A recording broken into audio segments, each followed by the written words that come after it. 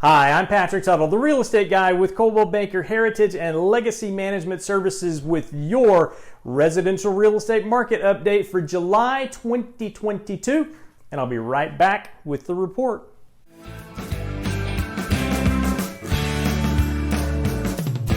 All right, so I'm back, and don't forget to like and share and subscribe to our YouTube channel if you're watching this on YouTube. And please, on Facebook, Instagram, LinkedIn, wherever you see this, like it and share it with your friends who you think might get some information out of this that would be beneficial to them. And as always, if we can be of service to you here at Coldwell Banker Heritage and Legacy Management Services, just give us a call at 915-585-7777, and we'll be happy to help you out. Now, on to our report. So we always start off with our resale homes, and our little chart here shows that the green line is continuing to go up, which indicates that our inventory is starting to go up. And what you're seeing on the other side is that the red line, that's the sales, they're going down, and it appears as though the market's starting to normalize a little bit with regard to the trends. Last year we saw it was just all out of whack. We typically see July is going to be one of our peak months, June is a peak month, and May is a peak month for sales. Last year was just all out of whack. August and September were great, and we're starting to see a decline. And that's indicative here where we did see an increase in inventory, but also an increase in sales back in June,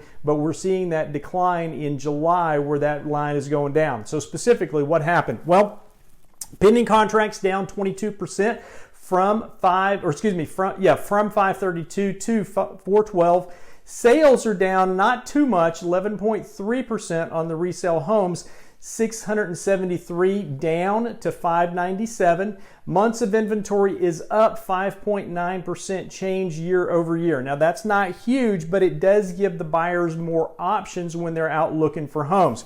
So we went from 135 over to 143. We're hovering pretty much in that 2-month mark when you look at active properties on the market in the specific price range in most price ranges. Okay, price per square foot almost 16% up year over year from 118.87 to 137.67, and days on market is pretty much the same, 39 compared to 37. So our market is still doing quite well, although just like the line says, we're starting to see that inventory creep up and the sales are going down. In a normal market, we would typically see declining sales in August, September, October, November, December, January, and February, and then we'd start to see the market turn back up in March. We'll see if that's going to happen, but it does feel more like a normal market. Now, on to our new home report. We're seeing something similar there where last month I said we got that little bit of a hockey stick here. It's starting to level off with regard to the inventory, and we'll see how the builders do, whether they're going to take the risk and put more money into spec homes to be sold. Those are ones that are being built on the speculation that they would be able to sell that within 30, 60, or 90 days after completion. Sales are also declining over there.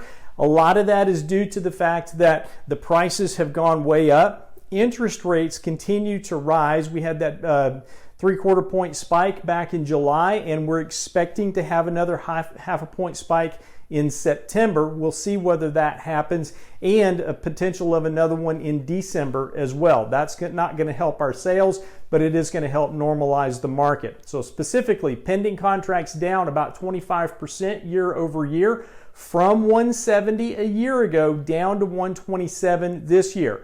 Sales are down almost 14% at 13.7, from 175 down to 151. Months of inventory is up 26.7% year over year, but that's not making a big impact on what the buyers have to look at because the houses just aren't ready yet. Price per square foot continues to go up. We're at 15.5% increase this year, 131.09 last year to 151.47. Those are big numbers for the El Paso market. If you're watching this and you're comparing it to Dallas, Houston, or Austin, we're half of what they are on their prices over there. Days on market, 150 to 153, statistically insignificant is what that is right there. Just it is what it is, and it takes a while for them to put those houses together. Okay, now Here's a slide courtesy of my friend Dr. Tom Fullerton over at UTEP, and he got this from the Bureau of Labor Statistics. This is our unemployment rate here in El Paso. This is one of the reasons why our market is still continuing to do well, even though we've got the decrease in sales. Our job market is really, really good. We're sitting here at about 4.5%, and that big spike that you see, that was right around when COVID hit in March, April of 2020. So we had this big spike here, and now we're sitting over here. We've got jobs available for people in El Paso, and we've got more major employers coming in the region, which is helping our market prop up very, very nicely. On to our median home prices. Now this chart just shows you, this is going back to 2006, and I think the reason why the Texas A&M Real Estate Center put that here was that's when we had the last big increase in our market. And we had this huge increase, and we had a bump down here, it decreased, but you can see we are way over here in the plus 200s for our median price here in the El Paso. Specifically, this line shows just the difference over the last 3 years, and again, this comes from the Texas A&M Research Center.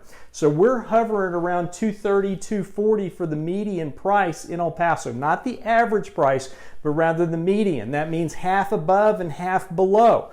And you can see we're sitting just below 240, and then back in 2020, we were down here about 190, just hitting almost the 200 mark. So Dr. Fullerton, thanks for the slides on that. We appreciate it. And if you've got information that you can share on it, please get back with me on this. Now, current mortgage rates, what are they doing? They're seeming to level off a little bit, even though we had that spike of a 3/4 point back in July.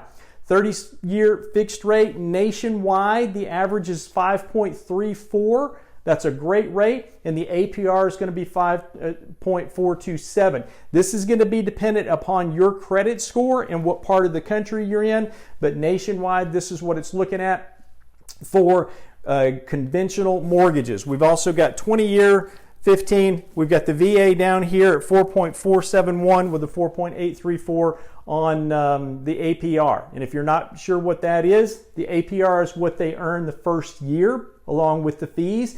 The interest rate is how much you're going to pay on a continuing basis on that mortgage once you get it locked in. So, 3 key takeaways that we have on this week's report, this month's report actually, because it's a monthly thing that I do. Number 1, the market appears to be normalizing.